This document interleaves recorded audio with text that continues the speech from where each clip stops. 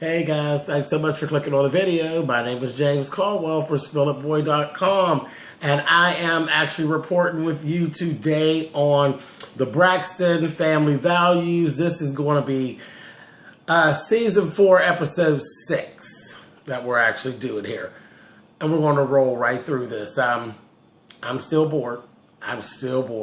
But we start off with that damn aggravating ass Trina. And she's in there talking about cooking breakfast and how she likes to cook breakfast. And she's like, I like to have a little this, that, and the other, and a little something to drink for breakfast. She is a drunk bitch. Let there be no mistake. Every time you see Trina, she's talking Canadian and drinking. I like to have a little drink at the house and this, that, and the other. Irritating. She literally irritates me for a complete hour. Every doggone week. She's just an irritating individual. Next we see Tamar. She's off with the choreographer. She's still pleading her case. She wants to have girl dancers. They're telling her, girl, you need to go on to have male dancers and let that thing go. But Tamar wants what Tamar wants. And I'm like them. They finally broke down. I was like, that's fine. We'll go ahead to Atlanta. We'll go find the dancers. We really don't have time for this, but we'll go ahead and do it and let this bitch fuck this shit up and go on. And I'm like, hey, I was game for that all along. Let her fuck it up. It's her money. She thinks she knows everything. Let her fuck it up and then boom, boom, boom, move on. Damn Tamar. She's a damn clown. And is it me? This is kind of rude, guys, but who cares? Is it me or does Terrell remind you of the Great Gazoo from the Flintstones? He got a big ass head. Anyway, moving on. We look up, all the sisters are actually at the house. And then Evelyn comes and she brings in Michael, the brother that came.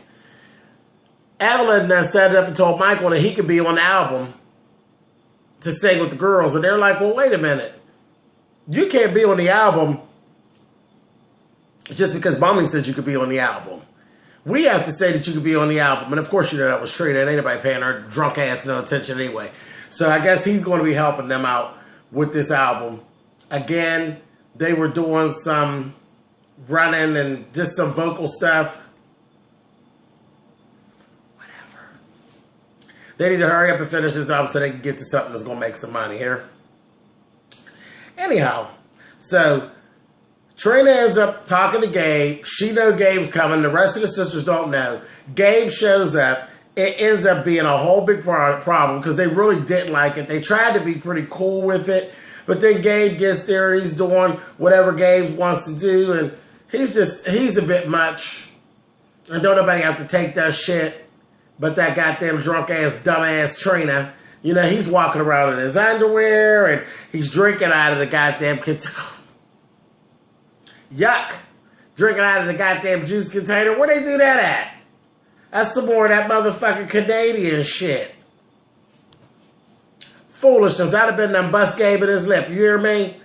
He's drinking out of containers. Then he's dipping and tending in conversations. Well, tell me what's going on. Fuck you, Gabe. Fuck you. We ain't even forgave you for real. Get out of here. We ain't telling you none of our motherfucking business. Cocksucker. So they wasn't feeling him. And I just don't think he should be there. Go to a hotel.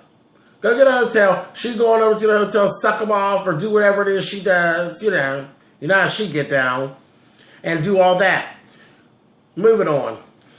They done went and made some brownies. And used some, like, butter, some weed butter, basically. So it's like weed brownies. I said, now, what church do these folks go to? These folks smoke weed, they eat weed brownies, they drink all the liquor they can get their hands on. What church y'all go to, Annie? So I don't make no mistake and roll up in there, Annie, with you Christians. And your mama's an evangelist, and your daddy's a preacher. And really? And y'all got all this going on? But that's another video for another time, ain't it? And we'll touch on it, but that's some of that old foolishness. But Evelyn wanted this brownie. She did get to taste the brownies and all that. And they were like, you cannot eat these brownies. Charlie said it might make her go to sleep. The brother was like, give them to her, Ellie. Give them to her. a mess. But then they decided to have a pajama party. So I said, well, that's good. So I figured that would be, some fun for them. And they were really having a good time. They were playing like a little game, like a little card game or whatever. You got to do whatever's on the little paper or the card or whatever. Tony ended up having to either drink or eat mayonnaise. And she ate the mayonnaise. I don't know how she did it. I use mayonnaise for salads and sandwiches, but just to put a spoonful of mayonnaise in my mouth, we will not be putting any of that in my mouth, okay? That's disgusting. That would make me gag. But anyway, again, that's another video for another time now, isn't it? But just the same, Tony ate the mouthful of mayonnaise. Didn't surprise me. Bitch is a killjoy. Right away, and you see I'm moving all around Tamar. I'm not even fucking with Tamar. I'm like just moving around, and I'm going to jump back because there's a whole lot of the program that I actually skipped over. They're having a pajama party. They're having a good time. There's always Debbie Downer, Mrs. Muppet. So they were having a good time. Oh, God. Tawanda had to dig toe jam and then eat a strawberry with her hands and don't wash her hands. A little nasty game. It was disgusting. But Trina ended up having to stand on the table and twerk, and they laughed at her. And Tracy called the bitch Miley Cyrus. Silly. Good silly fun. They were having fun. And I was actually paying attention at that point. They were having fun. Then Mrs. Muppet joined in. As she starts going on, Trina's telling how she basically had 2 tumors. One was the size of a golf ball underneath her navel, and one was the size of a lemon over top of her navel, and saying how, she's having such a struggle with getting her stomach to be totally flat. So Tamar's going on and saying, well, why don't you get lipo? Baby, when I tell you, this is the first time that Trina's ever done or said anything that had any validity. She turned around, baby, and sat back on the couch and got just as cool and said, you know what, Tamar? Maybe you're right. Tell me, when you got yours, how was it? And she sat back. If that ain't some of my little nasty shit, honey, I was so proud of her. Kudos to you, Miss Trina. And she didn't use that dumb accent when she was reading.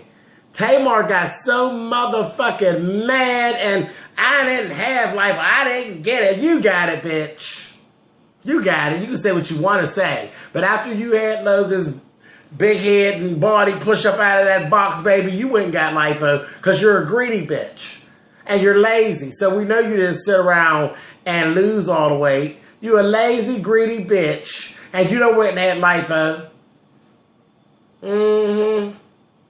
That's the one thing that was cool for you to get all that shit you got done on your face. You should have left alone. Running around looking like Madam. Damn clown. But anyway, like I said, that was like the highlight of the night for me. And then she got real nasty trying to tell Miss Trina something about her body and this and the other. Trina was like, oh no, darling. No. She says, I got some little issues, but I don't have all those issues. She pulled her motherfucking top off, baby, and gave you walking through the house with just topless, baby, let Miss Tamar have it. Miss Tamar went on home. She set her right on packing. I got life off of that. Bye, Tamar, you fucking monkey. Anyway, during the program, Tamar, they're never going to get through with that album because Tamar always wants to argue. And it's always Tamar and Tony. It's a total, I don't even have to go through it because we go through it every week. Tamar's jealous of Tony. Tony knows it. And they just fucking clash. And neither one of them are willing not to do the clash.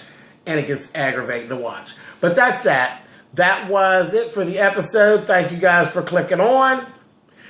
We'll be back next week. Actually looks like there's going to be some stuff going on. So I think we're going to get a good viewing next week. I think it's going to be very interesting. Something valid is, I guess, getting ready to take place. So you can follow me at Twitter, at spillitboy. Check out the website at www.spillitboy.com. where all the teas are spilling all the time. And I have some stuff out there, and you're going to be seeing some things pop up there because we're going to do some little contests and different things like that. It's getting to my favorite time of year. It's the time for giving and sharing, and I'm going to be giving and sharing with you guys. So keep your ears and your eyes open for contests and things of that nature from Spill It Boy. I love to get gifts, and I love to give gifts because I know that people love gifts and they love, fun competition and reaping the benefits. So that's what I'm all about, and it is definitely getting to that time of year. So keep your ears and your eyes open, and I will meet up with you guys later. See ya.